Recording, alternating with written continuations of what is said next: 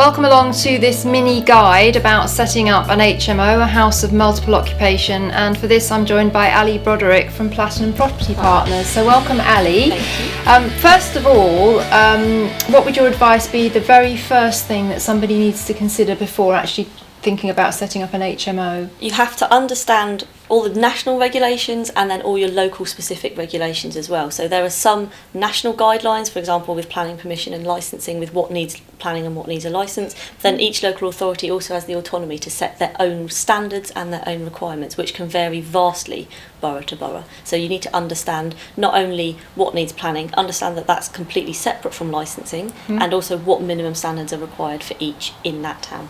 Absolutely. So the first thing as well, I guess, would be the type of tenants that you want, and typically it can be students or young professionals. Yeah, correct. So you would go to an area, look at the tenant demand, look at the local legislative landscape, and then take it forward from there. Yeah, and it's always worth speaking to your local authority, trying to see if you can get someone in person just to give you a bit of guidance. And like you say, depending on your type of tenant and what type of tenancy agreement they're going to have, that actually helps dictate in licensing terms what you need to provide in the house facility-wise as well. So it's understanding at the outset what the minimum is they're going to require and aiming to provide more than that. So in your department here at PPP, you deal with those three key things.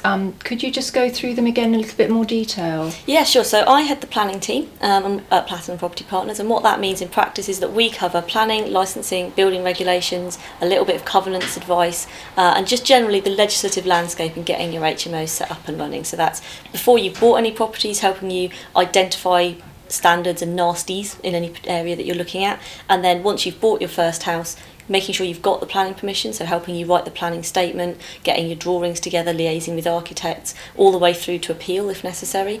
Plus also then on a separate note, looking at the licensing, making sure you're aware of the minimum standards and helping you submit that application to make sure it gets granted in the quickest way possible. And we hear a lot about Article 4. Could you explain what that is and what it means? Sure, so Article 4 is a bit of planning legislation. It's used usually in conservation areas, and what it is, it's a direction that removes your normal permitted development rights. How it relates to HMOs is that there's a specific use class called the C4 class, and it's permitted development to move between that and C3. C3 is generally any sort of family home. C4 class is defined as 3 to 6 occupants individually. So that means a house with 3 or more people, you created an HMO. Usually it's permitted development to move from a family house to have your 3 or more occupants in that property. However, a council can use an Article 4 direction to remove that right and mean you need planning permission for any size HMO. And an Article 4 direction can be the whole borough, it can be all the way just down to one street, depending on what they think is the problem and how they want to regulate HMOs in that area. Okay, so not everybody watching this has access to an alley.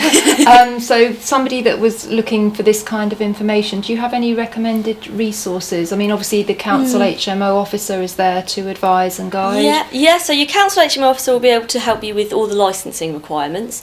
Local authority planning departments are probably the next stage for anything to do with Article 4 directions and the policy they'll use to test applications against. So it's kind of getting familiar with your local authority website, popping in to see them. They have duty planning officers. That means you can just nip in and see them and ask any questions.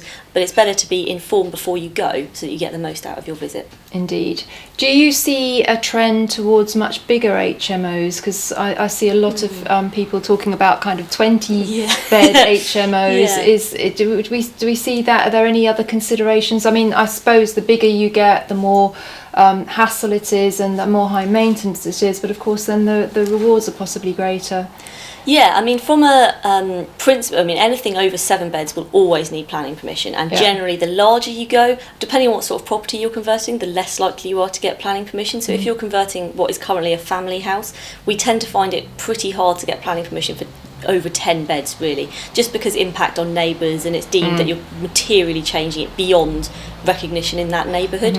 However, we've seen a few care home conversions go through, so the bigger rooms, and they're already mainly en suite as well. That kind of thing, if you're bringing an empty property back into use, may be more likely to get planning permission. So there is a trend, I think, especially as house prices are increasing, as people are looking at other properties that they could look to convert and to get rental income from. So therefore, looking at empty care homes and even public houses, things like that, opportunities for much greater sized HMOs then. But like you say, there's a lot more regulation. The bigger you get, the more stuff you have to consider.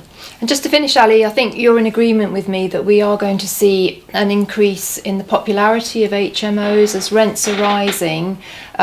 Taking on a hold dwelling can be a significant financial commitment for somebody. They may actually look to renting a room with all the bills included. It's a nice option, isn't it? Yes, definitely, yeah. And the way, that HMOs, sharing is becoming more common amongst students. As they graduate, they're finding rents are higher. Mm-hmm. To rent a single flat on your own is actually quite expensive, and having the flexibility of a shared house is attractive to people. So I agree, they're going to increase in popularity. And contract workers as well. Exactly. Who are working away from home for a little while, it's a popular sort of outcome for them as well, isn't it? Yeah, it works for a lot of different groups of people. Indeed. Well, thank you very much That's for all right. sharing those Thank you for having insights. Really interesting stuff. Thanks to Ali from Thank Platinum you. Property Partners.